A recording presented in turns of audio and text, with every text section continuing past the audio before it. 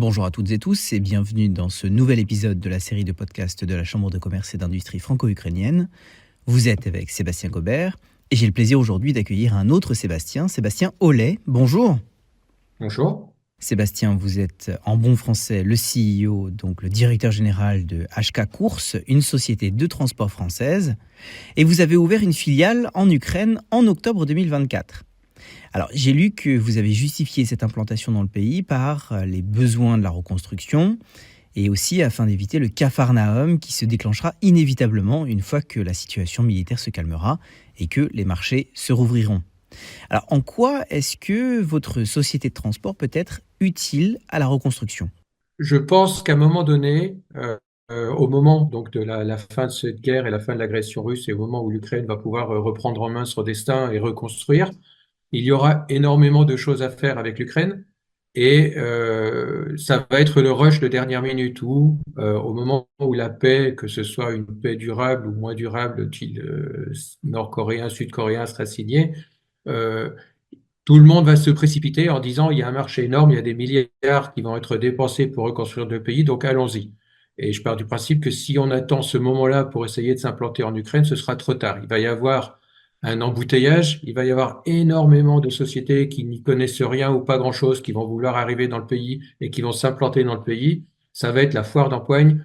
Et pour y être en bonne position au moment où les marchés vont s'ouvrir, il faut y être avant c'est ce moment-là. Donc, pourquoi pas maintenant? Après, en quoi est-ce que notre société va être utile dans la reconstruction? En fait, la reconstruction va impliquer énormément de transport, puisque beaucoup d'infrastructures, beaucoup d'usines, de sites de production sont détruits en Ukraine.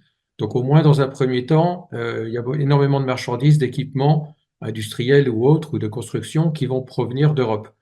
Et donc, à ce moment-là, les entreprises qui auront ces besoins vont être obligées de faire appel à des sociétés de transport pour transporter vers l'Ukraine ces produits dont ils auront besoin avant que se remettent en place suffisamment et se reconstruisent en Ukraine suffisamment d'usines, de sites de production pour auto-subvenir à leurs besoins. D'accord, je vois bien la logique. Et c'est assez visionnaire de vouloir s'implanter ici avant justement que la foire d'empoigne ne commence. Mais donc, si je remets dans le contexte, HK Course, c'est une entreprise française d'une quarantaine de salariés environ. Et en Ukraine, c'est la première filiale de votre entreprise que vous avez ouverte en dehors de l'Hexagone. Quels sont les défis de venir s'implanter en Ukraine pour une entreprise de votre taille ? Alors, le principal défi, c'est une question de moyens, puisque contrairement à des grandes sociétés qui ont des budgets de développement importants et du personnel qualifié en nombre et des gens qui peuvent être délocalisés et qui peuvent être missionnés pour s'occuper du développement d'un pays, chez HK Course, on a une petite PME de 15 millions de chiffre d'affaires, une quarantaine de personnes, vous l'avez dit. On n'a pas des moyens pléthoriques qui vont me permettre de déléguer cette mission à d'autres personnes. Donc, c'est moi qui m'en charge en direct. Ça, c'est le premier enjeu qui est relatif à la petite taille de cette société. Ensuite, quand on s'implante dans un pays, je l'ai fait par le passé en tant que cadre dirigeant de grandes sociétés, on a toujours les mêmes défis en fait, quelle que soit la taille de la société. Le premier défi, c'est un défi RH. Il faut trouver les bonnes personnes en qui on va avoir confiance et à qui on va donner un certain nombre de missions, parfois d'exécution, mais aussi bien entendu des missions de management et de direction générale et de direction pour faire sur place les choses qui doivent être sur place. Alors en Ukraine, il y a un double défi. Il y a le défi de la guerre, bien entendu. Et ce défi de la guerre a impliqué l'exode de millions d'Ukrainiens, bien souvent très qualifiés, qui sont partis du pays, des Ukrainiens et des Ukrainiennes, avant que la frontière ne se ferme pour les hommes. Et puis aujourd'hui, il y a le risque de mobilisation. Aujourd'hui, vous avez des gens qui se cachent, vous avez des gens qui sont partis, vous avez des gens qui sont sur le front. Donc c'est pas facile, et en particulier dans le transport routier, lorsque vous avez des camions qui partent, qui sortent du pays. Régulièrement, on entend parler de la part de nos sous-traitants, qui sont tous des sociétés de transport ukrainiennes, de véhicules, que ce soit leurs véhicules, des véhicules des confrères, où le conducteur passe la frontière, s'arrête dans une station-service, laisse les clés du véhicule à la station-service en disant, ben voilà, moi j'ai pas l'intention de rentrer en Ukraine parce que j'ai peur d'être mobilisé. Donc je reste à l'étranger et bonne chance pour rapporter le véhicule et la marchandise. Donc c'est un problème auquel se heurtent nombre de sociétés de transport ukrainiennes et c'est un enjeu opérationnel bien entendu pour nous qui est de choisir des sociétés qui n'ont pas ou qui ont le moins de probabilité ou de risque possible d'avoir ce genre d'événement. Oui, ça c'est le genre de situation qu'on comprend bien depuis 2022. Ça affecte votre secteur, mais plus généralement toute l'économie en Ukraine. Mais dites-moi, vous avez parlé de défis. Est-ce qu'il y a des avantages à venir s'installer ici, par exemple en termes administratifs ou fiscaux? Alors, ça, c'est plutôt un défi. Ça, malheureusement, la complexité et la spécificité des pratiques administratives ukrainiennes font qu'aujourd'hui, quand j'en parle à mes confrères qui sont en Ukraine depuis longtemps à la tête de grandes sociétés, je vais en souvenir l'une d'entre elles qui me disait, tu sais, Sébastien, pour trois opérationnels, donc trois affréteurs qui font des opérations de transport, j'ai besoin d'une administrative derrière ou d'un administratif derrière pour gérer toute la partie documentaire, contractuelle et autres, alors qu'en Europe, on a bien souvent une dizaine de personnes pour un administratif.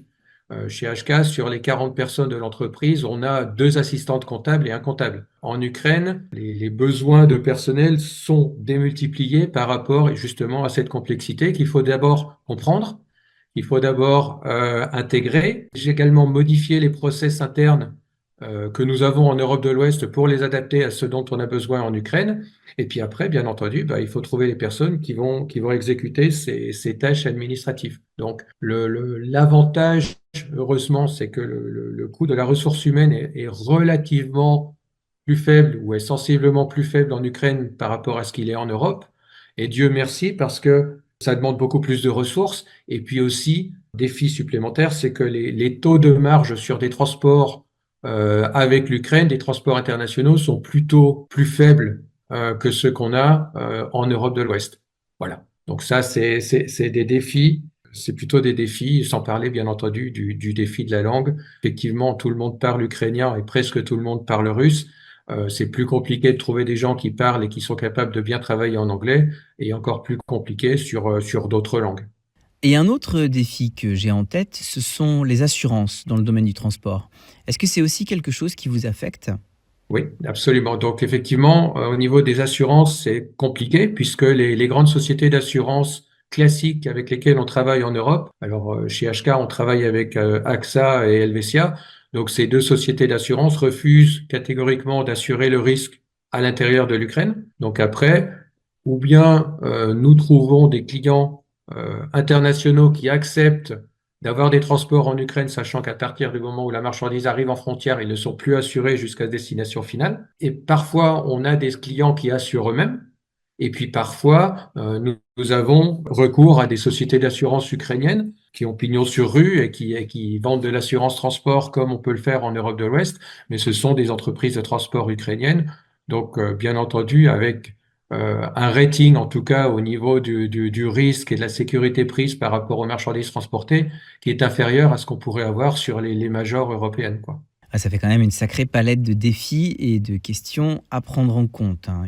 Est-ce que vous avez su trouver des soutiens pour vous accompagner dans cette implantation? En fait, j'avais toujours pris l'habitude, quand j'allais par le passé ouvrir des filiales ou des agences dans d'autres pays, de rencontrer deux interlocuteurs. Il y a d'abord la chambre de commerce franco et du pays dans lequel on veut aller. Et puis après, il y a tous les organismes consulaires qui sont là également pour aider les entreprises françaises qui veulent s'implanter.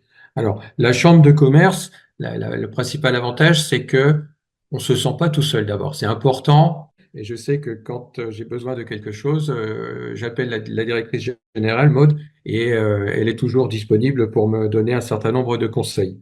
Dans ces conseils peuvent être du style, eh ben voilà, ma politique de rémunération, voilà ce que j'ai prévu, est-ce que c'est adapté? Donc il y a des personnes, il y a des commissions à l'intérieur de la chambre de commerce qui s'occupent de ces points-là, qui peuvent me donner un avis sur bah, est-ce que je prévois de faire correspond aux attentes des salariés au marché en Ukraine. Donc ça, c'est important.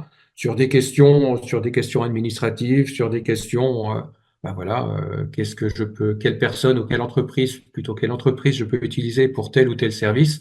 C'est toujours rassurant d'avoir des gens qui sont validés et sur lesquels on sait que, a priori, ça se passe bien avec d'autres clients français ou internationaux qui peuvent avoir des problématiques similaires. Et puis après, il y a bien entendu tout un tas d'événements qui sont organisés régulièrement par la Chambre de commerce, auxquels malheureusement, j'ai pas souvent la chance d'assister puisque je réside quand même principalement hors d'Ukraine. Mais c'est toujours pareil, c'est toujours intéressant de se retrouver sur une réunion un soir pour faire un peu de réseautage. Et puis toujours, au-delà du réseautage purement business, surtout rencontrer d'autres entrepreneurs, d'autres personnes qui sont en Ukraine ou à cheval entre la France et l'Ukraine bien souvent, qui peuvent également partager leur expérience sur tel ou tel point. Et sur ce point, la Chambre est très active, comme la France était et reste le premier employeur étranger en Ukraine. Il y a pas mal de confrères qui peuvent raconter pas mal d'histoires et donner pas mal de bons conseils. Et donc, vous trouvez ici beaucoup d'entrepreneurs et de partenaires potentiels, mais est-ce que vous trouvez aussi des concurrents? Quel est l'état du marché? C'est un des rares pays en Europe où la concurrence est relativement plus faible qu'elle peut être dans d'autres pays d'Europe. Un pays comme la Pologne, voisin de l'Ukraine, est extrêmement mature en transport. C'est d'ailleurs le plus gros parc véhicule Europe, c'est la Pologne. Donc des camions polonais, des petits, des gros, des moyens, il y en a partout en Europe. Des chauffeurs polonais qui souvent étaient à l'époque ukrainiens ou biélorusses, mais aussi polonais. Il y en a des milliers et des sociétés de transport, se comptent par centaines. Donc, essayer d'aller s'implanter en Pologne, comme j'avais à un moment donné imaginé le faire, dans un milieu extrêmement concurrentiel n'a pas beaucoup de sens parce qu'on voit pas trop ce qu'une petite PME comme HK pourrait apporter en Pologne. Donc, en revanche, investir dans un pays comme l'Ukraine, ça a du sens puisque finalement, on n'est pas tant que ça. Vous avez les très grosses sociétés de transport habituelles, ils y sont tous restés et ils vont capter un certain nombre de flux internationaux. Des gens comme Forêt-Machet captent et vont capter demain encore un certain nombre de flux internationaux qui sont complètement inaccessibles pour des PME comme la mienne. Vous avez des sociétés de taille intermédiaire de niche d'affrètement qui sont bien souvent des sociétés d'Europe du Nord, de Scandinavie, d'Allemagne, mais aussi quelques sociétés françaises qui sont sur place. Et puis après, finalement, des sociétés de taille intermédiaire française, il n'y en a pas en Ukraine parce qu'elles n'ont pas forcément les compétences, elles n'ont pas forcément le temps. Elles viendront un peu plus tard. Elles viendront après que la guerre se soit arrêtée et après que leurs clients, qui sont parfois de gros clients, de gros faiseurs en France, leur disent, écoute, j'ai un marché vers l'Ukraine, il va falloir m'aider, il va falloir quand même aussi me trouver des solutions au départ ou à destination de l'Ukraine. Donc ça, ce sera un autre temps. Donc pour l'instant, finalement, la pression concurrentielle globale est plutôt un peu plus faible en Ukraine qu'elle peut l'être dans d'autres pays d'Europe, avec une perspective, bien entendu, d'évolution de business et de volume de business qui va être exponentielle après-guerre. Alors, comme j'ai dit au début du podcast, vous vous êtes implanté en octobre 2024. Donc il est peut-être un peu trop tôt pour vous demander de dresser un bilan. Mais par contre, vous devez avoir une idée de vos perspectives. Est-ce que vous avez le sentiment d'avoir toutes les cartes en main pour accomplir vos objectifs en Ukraine? Alors, les perspectives à court terme sur 2025, on a l'ambition de faire environ 1 million d'euros de chiffre d'affaires et d'être grosso modo à l'équilibre.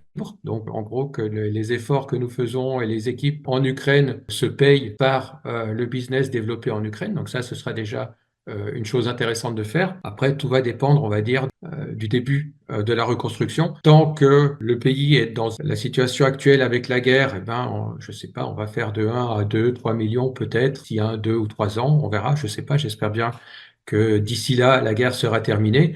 Et puis le jour où la guerre va s'arrêter, ben, ces chiffres vont se développer de façon exponentielle. Est-ce que ce sera 5 millions, est-ce que ce sera 10 millions, j'en sais rien, mais ça va être beaucoup et très vite. Et donc, dans un pays compliqué qui était déjà compliqué avant la guerre, qui maintenant finalement avec la guerre, c'est presque un peu simplifié parce qu'il y a une vraie volonté d'homogénéiser, d'harmoniser, d'être un peu plus européen. Donc finalement, c'est peut-être un peu plus simple aujourd'hui que ça ne l'était avant la guerre. avec une vraie lutte contre la corruption et un certain nombre de choses. Au moment où tout ça va s'arrêter et que les milliards vont arriver en Ukraine, ça va être à nouveau le Far West, quoi. Donc à ce moment-là, je ne sais pas ce qui sera possible de faire, mais il y aura une foultitude d'opportunités business. Et j'espère qu'on sera là pour saisir un petit morceau et puis donner à nos clients la qualité de service et les volumes dont ils auront besoin pour assurer leur business. Et ça fait beaucoup de perspectives. Eh bien, tous nos vœux de réussite. Et puis, on suivra ça par l'intermédiaire de la Chambre. Merci beaucoup, Sébastien. Merci à vous. Et merci à tous d'avoir écouté cet épisode de la série de podcasts de la Chambre de commerce et d'industrie franco-ukrainienne. C'était Sébastien Gobert. À très vite pour une nouvelle conversation.